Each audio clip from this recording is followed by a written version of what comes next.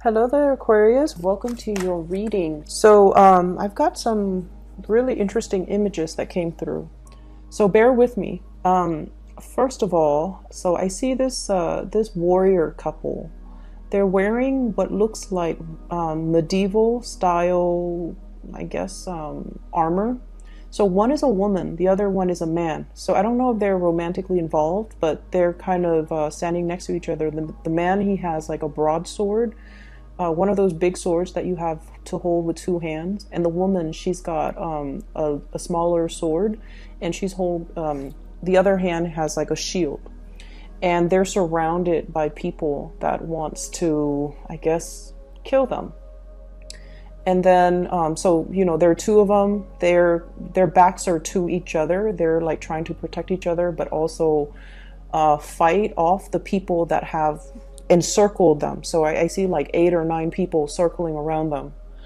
And so it flashes to this tunnel of light. So I guess like they must have perished. And then I see the same two people, the man and the woman, but the woman is wearing in modern day clothes. She's wearing what looks like a business suit, and she looks like she could be a secretary or a paralegal. There's a lot of documents and files on her desk. And then she's sitting down at her desk, and the man is standing up, and he's wearing a suit. And he seems to be like her boss or something like that. And he's telling her, he's giving her details about a very, very important case, and then she's taking notes. So right away when I saw this, I almost feel like many of you might be in a relationship where it's a reincarnational, where there might have been, a shared past life situation. And what I feel is there is residual energies from those past lives that are carried over to this lifetime. And the first thing that I felt was this very intense, life or death type of a situation, where if you were in that past life where you were, fighting with each other against your enemies or whatever, there's an element here about, having a tremendous amount of trust that the other person has your back, having a tremendous amount of trust that the other person is not going to, stab you in the back and leave you for dead and save their own skin. So I feel like some of you are in that type of a relationship where there is an immense amount of trust that you have with one another. And going to the other image where it's almost like a boss subordinate type of a relationship, there might be a little bit of a power dynamics or power struggles in the relationship, where one person feels like they make the executive decisions and then the other person has to obey, or one person feels like they're in more of a subordinate role and they have to cater to the other person. So that's what I'm feeling here. And I feel like those energies are carried over into your present relationship. Okay, so for those who are in a relationship and that resonates with you, what I feel is, on the one hand, when we are reunited with a soul, especially somebody that we shared a past life, love, relationship with, it can feel very magical. It can feel like, you talk to this person for 5 minutes and you feel like you've known them a lifetime. It can stir up a lot of passion and a lot of just indescribable magnetism. It's almost like you're drawn into each other's orbits. Okay, there might have been a lot of synchronicities, a lot of I feel like chance encounter where you kind of run into each other, unexpectedly. There's a lot of that, and I feel like it is stemming from some type of a past life connection.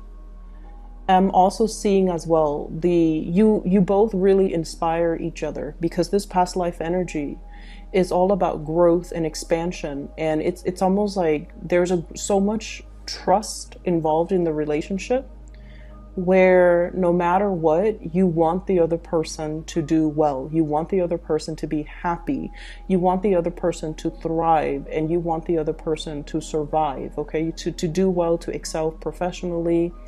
You're not threatened by the other person outgrowing you, and vice versa. They're not threatened about you outgrowing them. Two people just really want what's best for one another.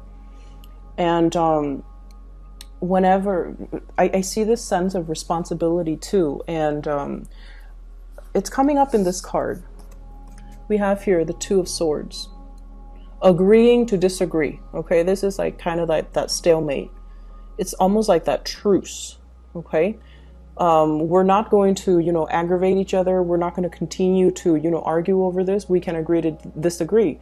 So I feel that there's a sense of, that yin yang energy, that male female, I guess like opposite, where the two of you are very, very different from each other, but together you know how to harmonize the energies, you know how to make things work. And despite your differences, there is a great degree of trust here. The reason I brought that up is because those images came out really strongly. And I feel for some of you, even if it's not a love, work, relationship partner, I feel like you're having some type of a chance encounter with somebody that you've known before in a previous lifetime, where you really needed to depend on each other in order to survive. And no matter what, there was so much trust and faith and like that sense of personal responsibility to one another. So it's like a very beautiful type of an energy. But at the same time, past life energies can keep us very stuck, okay? Ways of doing, patterns of behaving, all of those things can be a little bit restrictive. That's what I'm sensing. So breaking away from that, and a lot of people do past life regression so that they know what challenges they face in their past life and how that has really affected them in this lifetime, or how that has created very it's almost like unexplained phobias or unexplained fears or cycles of behaving, so that they can break those cycles. So I feel like this past life snippet that I'm seeing is hopefully allowing some of you to kind of leave it in the past and try to move forward, okay? And what's coming out very strongly for me is it's almost like, if you are in that lifetime where you're fighting off like 8 other people, you're not in that survival mode, fight or flight mode anymore. And so you have to kind of be strategic about using the resources that are around you in order to make the situation a little bit more harmonious. Okay, so that's what I'm getting. What's coming in for you, especially for, this month? I have here the Princess of Wands, and this is in the traditional Rider-Waite deck. This is more like the Page of Wands.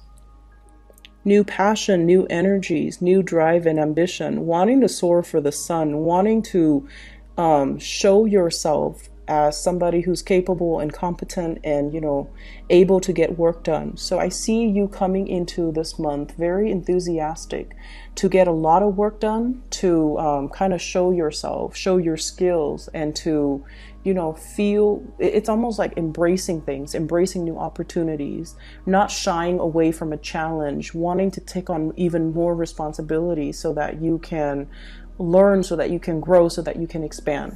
So I feel like you're coming in very, very confident. For many of you, you're looking for work opportunities, mainly because you feel like your skills might not be properly utilized in one environment. So you're seeking more work, you're seeking more responsibilities, or even more duties to kind of showcase your talents. For others of you, you might take on a second job, or you might look elsewhere, mainly because I do feel there is an element here about lacking in financial resources. Okay, so you might have, overspent, you might have overindulged, and this month you're finding yourself a little bit in the red, and you're just like, okay, where can I, cut corners when it comes to my expenses, or where can I make more money so that I am able to make more? So I feel like you're very, very motivated to go to work, if anything, to increase your financial earnings, okay? I see many of you going through your bank accounts, going through your ledgers, itemizing everything, and then trying to figure out where you can skimp, where you can save up, where you can, cut corners when it comes to your expenses. So a little bit of fears when it comes to your finances, when it comes to moving money around from the savings account to the checking account and things like that. I see a lot of that coming in for this month, and I see you itemizing to figure out, if, for example, if you're contemplating a move, how much is that going to cost? How much is it going to cost for a new house, a new apartment, and especially to renovate or even to arrange, I'm seeing, and also like buy new furniture. So I feel like you're itemizing everything. You're putting things up for sale. You're cleaning and decluttering your environment. There's a little bit of stress coming through for this month. I feel like there's a lot of electronic communication coming back and forth. So I feel many of you are putting things up for sale, or you are doing something where you're selling things electronically and you have a lot of buyers. Okay, so like they're coming in and asking you, like possibly even reducing the price. Can you, rather that, so for example, if you're selling something for $50, they're like, can you give it to me for $40? So there's this constant back and forth.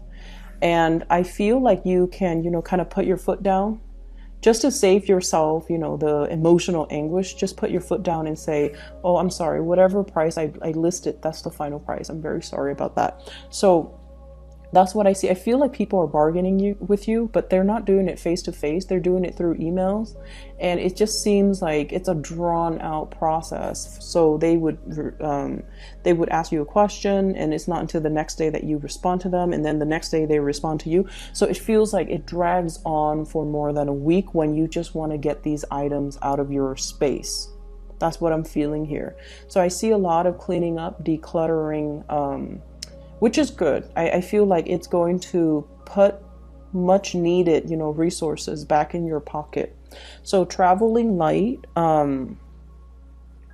decluttering your environment, cleaning things up, I feel like it's going to be very fruitful. Okay. What I also have as well, this is the Nine of Cups. Okay. This is a card about emotional fulfillment, getting your wishes met. And when I saw this cup, you know how, I don't know how to describe this, but you know how some people, they arrange, like for New Year's, for example, or like at a wedding, they arrange all the champagne glasses almost in a pyramid, and then they pour the champagne from the top cup, and then it trickles down to all the other ones. That's what I'm feeling.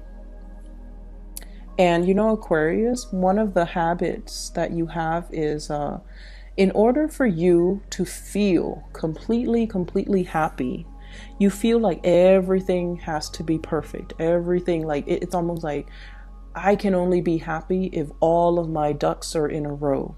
I can only be happy if all the areas of my life are perfectly balanced. Okay, so work has to be perfect. I have to love my job. My relationship has to be perfect. On top of the work being perfect, I have to be with my soulmate. And then on top of work and my love life being perfect, I have to have groups of friends, or group associations that are really emotionally fulfilling. And then on top of that, family situation has to be perfect. So everything in your life you feel like has to be at its best in order for you to say, I'm happy. And I feel like there's a little bit of a fallacy when we look at things in that way. It makes us too perfectionistic.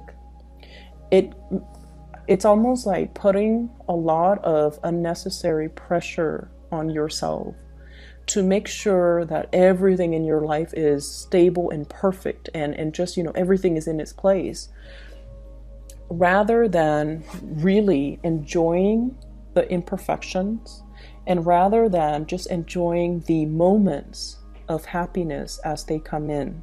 So I see almost this obsessive need from your end, not only to control things, Four of Pentacles, it's the Miser card, but also you're trying so hard to exact perfection in all areas of your life, and you're not giving yourself a break.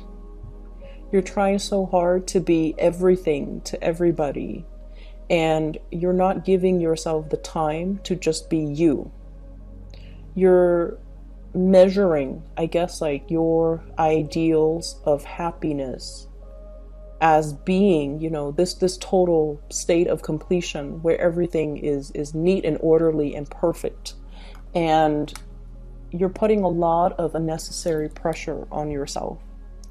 I feel like many of you have become aware of this, and you're shifting to a place where you are more welcoming when it comes to, you know, the organized chaos. Like you're welcoming it, and you're okay with that. And so what I feel in terms of this spread overall, when it comes to your advice, is this is a square, right? It is very, very stable. But at the same time, it's a little bit rigid. It's a little bit uninspiring. So they're trying to shift you away from this and to allow this change to happen in your life. Change that is a little bit more open-ended. Change that is also a little bit more like organic. Okay? So not seeing things as this four corners and everything has to have a place, and it's, you know, building things up like one by one and needing to itemize everything. They're telling you to kind of allow the process to organically unfold and to work from a space where you're, I want to say, allowing the universe, I guess, to take over. What I really like about this card and this symbol of Jupiter. Jupiter is the planet of luck and expansion, okay? And so you're being helped along the way, and is to kind of allow you to take a step back, not try to control everything, and just let things unfold in a timely manner, okay? In a timely manner that is divinely guided, okay? So aside from that, the other thing that I'm picking up here is let's talk about the relationship partner or whoever it is that is heavily on your mind that you are thinking about. We have here the 8 of Wands. This is a very non-traditional deck, okay? And what I feel is, for some of you, the 8 of Wands is, you know, the fast, swift communication. In this deck, the energy is a little bit different. You're dealing with somebody who communication between you and this person can be a little bit contentious and can be a little bit jarring. Going to back to what I mentioned before about, you know, the situation where the two of you might not really see eye to eye on many things. The two of you as well, and I do see as well, you know, a lot of people in same-sex relationships in this spread as well. And despite being the same gender, there are just a lot of differences between the two of you, where you might have different cultural upbringing. You might have different religious beliefs. You might even have different ways in which you look at relationships and parenting. And, you know, one person might want children, the other person might not. One person is a homebody, the other person is very adventurous. So I see this opposition between you and the other person. But for whatever reason, the two of you have very similar values, okay? And that's what's weird about it, because let's say a value of yours, Aquarius, is, let's just say, for many of you at least, okay? It's almost like doing things to the best of your capabilities, okay? The person that you're dealing with, they have the same values as well. And because of that, on a values basis, things work out well, despite all the differences.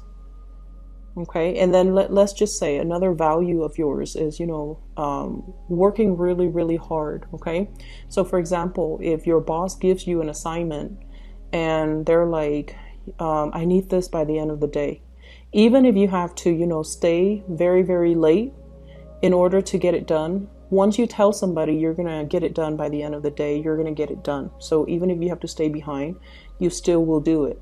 And even if you can, finish it by like 5 p.m., close of business day. But if the quality is lacking, you don't mind staying behind to perfect it and to make it the best that it can be before you submit it. And I feel like your partner has the same type of mentality. And when two people have the same types of values, it basically means that despite all the differences, despite all the ideological, clashes, despite the religious differences, despite the cultural differences, things can still work because you have the same values. And that's what I'm seeing here. I see for some of you, your happiness, and this is something you're very afraid of. I see for some of you, you feel like your happiness has to come at somebody else's expense. And I don't know why that is, okay? So it could be you want your partner to chip in and do a lot more than they're doing.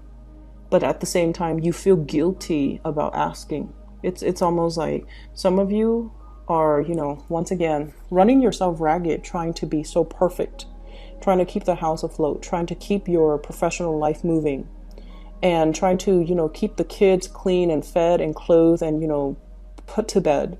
And then trying to balance out, making the time to see all of your friends. You're running yourself ragged, trying to keep everything afloat. And you want your partner to chip in, but you also understand that your partner as well, because of this values, your partners are also like you. They're trying to get things sorted out and moving along in their life. And you feel like, I really need you to step in and help me. But is it selfish for me to ask this of my partner? Of course, it's not selfish for you to ask, but you feel that way. And so your happiness does not have to come at anybody's expense. I feel like that is a mentality or a false paradigm that you're taking on because you're so self-sufficient most of the time that you feel it shows weakness or it shows a lack of being able to be on top of things when you have to ask somebody for help. Okay, and I feel like it is within your right and it is something that you deserve. You have to be able to be open and honest with your partner. So it's okay to ask for help. And then this image about your happiness is coming at somebody else's expense. So I have here 9 of Swords and then 9 of Cups, trading one for the other. Some of you might be in a relationship with somebody who is already in another relationship. And if they were to leave that person in order to be with you, because like I said, there's some type of a past life energy here. It is really, really strong. So they're feeling this draw or this really magnetic, almost like electrifying lightning bolts. Okay. Electrifying pull towards you. And you feel like my happiness is coming at somebody else's expense. They have to leave somebody in order to be with you. And there's a lot of guilt about that because with the Aquarius person, you don't want things to happen at anybody else's expense. You feel like it's not fair and you feel almost like, yes, you want this, but at the same time, you would feel really, really bad that somebody else is losing out on something in order for you to win something. That's what it feels like to me. So I see this inner conflict within you about not accepting something that you really, really, really want because it's coming at the expense of somebody else. Okay? The person that you're dealing with, I have here the Moon. A really strong, almost like telepathic, mutual understanding between two people where emotionally you're definitely on the same page. This is a really balanced card when it comes to the imagery in this deck. It's almost like long distance, and despite the distance, the two of you are still very, very much spiritually connected. Okay, and once again, this is a very, very strong past life type of a connection that I'm seeing here, where there's a big sense of responsibility, not wanting to hurt one another, not wanting, it's like a mutual understanding where we have each other. And then I also feel like the communication might oftentimes be a little bit kinetic. It seems very ADD to me. It's like you can talk about every topic under the sun. And then within like a 5-minute conversation, things start here and they veer off to a very, very different direction. So it's like you can talk about family, you can talk about work, you can talk about, your car, you can talk about your pets, and then you can like veer off on really, really tangential topics. So I feel like everything is being discussed, a lot of communication going back and forth between you and the partner or whoever it is that you're dealing with.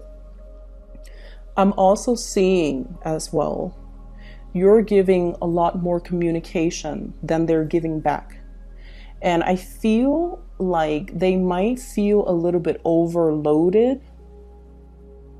Okay, so that's what I'm sensing. It's almost like you're bombarding them with way too much communication, and they're still trying to figure out how to answer your first question, and you've already shot them like 3 other questions. So I feel like it would be better if you slow down when it comes to the communication, so that it allows the two of you to understand each other fully and to discuss one topic at a time, thoroughly and completely, before you move on to another topic. Does that make sense?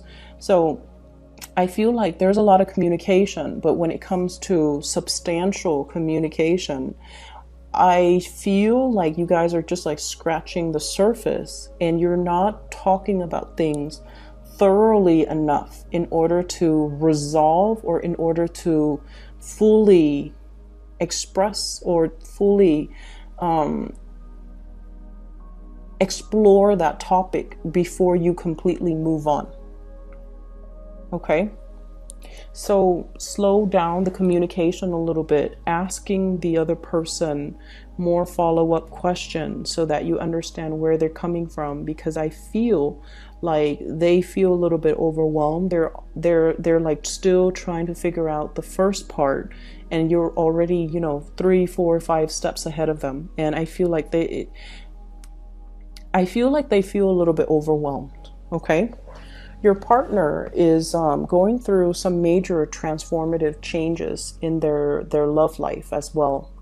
And what I mean is, if in the past they've just been like going through the motions, doing what is expected of them, doing what is culturally expected of them, or what is, socially expected of them. So for example, if they are a male and they're in their 30s, they're just like, okay, by the time I'm in my 30s, I need to be established with a career so that I can get married, so that I can, have a kid when I'm 35, because by the time I'm 40, it's going to be too old. That's what I feel is going through your partner's head. This is somebody who's very stable, who's very reliable. And I feel like they're very strong as well. They seem like very well-rounded, and they feel like they're very family-oriented. I'm seeing this rainbow here, and it's almost like that completion. Okay, everything is like under the rainbow. So I feel like it's somebody who's very, very family-oriented. And so they've been going through the motions as to what's expected of them. And I feel like it's not until the past 2 years where they kind of stopped themselves and to look at, am I doing this because it's making me happy, or am I doing this because it's expected of me? So I feel like they're going through some major transformations when it comes to being able to clearly identify what brings them emotional happiness versus what brings them stability, or versus what they're doing that is, appeasing everybody, but that's not really making them happy. I also feel as well, they're starting to understand you a little bit more. So this could be, your significant other, your spouse, or even the person that you are interacting with. They're starting to understand you a lot more. They're starting to understand your way of thinking. They're starting to understand that when they're dealing with you, what they see is pretty much what they got. Because I feel with this moon, where they have been very confused about you in the past, because they kept reading between the lines. They didn't take you at face value. And so now it's like they stop reading between the lines. They just take everything that you say at face value. And I feel like they're starting to get it. They're starting to have like a much better understanding of you. And they're starting to feel as if, you know, I don't have to fear this person. So if in the past, their guard has been up about you, if they've been blocking you or guarding, like, you know, putting up their walls or just doing whatever it is that to kind of defend themselves against you for whatever reason. Maybe they're overwhelmed, or maybe they're afraid of the connection as well. Maybe they're afraid of the responsibilities in the relationship.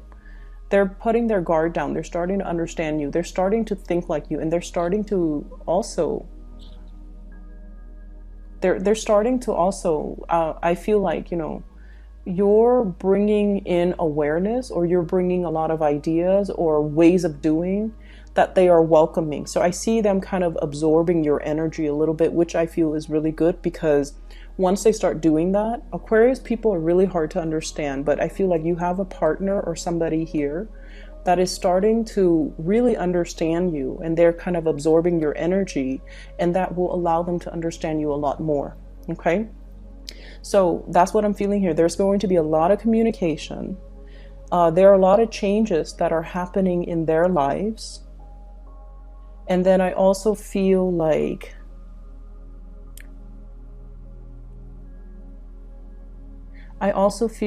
whatever has been troublesome or problematic about the communication in the past, now there is some type of it's almost like a peace offering here.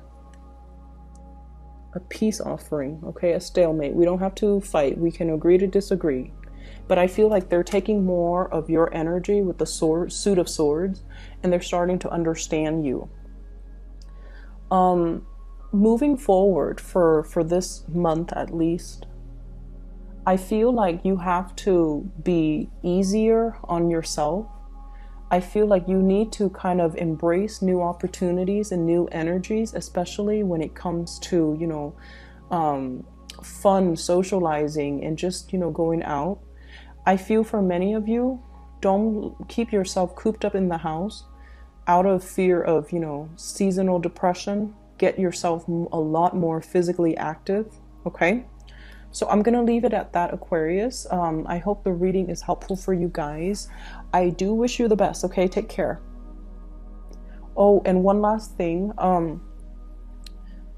I am no longer giving private readings. So for those of you who are still emailing me, I guess you might not have heard the announcement last month, but I'm no longer doing private readings. So if you are interested in a private reading, I've put down a link in the description box for a psychic. Her name is Bridget. She is phenomenal. I highly recommend her. If you haven't already, please book an appointment with her. She is amazing. And I've used her services in the past, and I highly recommend her. So if you would do that, click on the description box in the click on the link in the description box, excuse me, and her scheduling website is right there. Okay, I'll talk to you soon.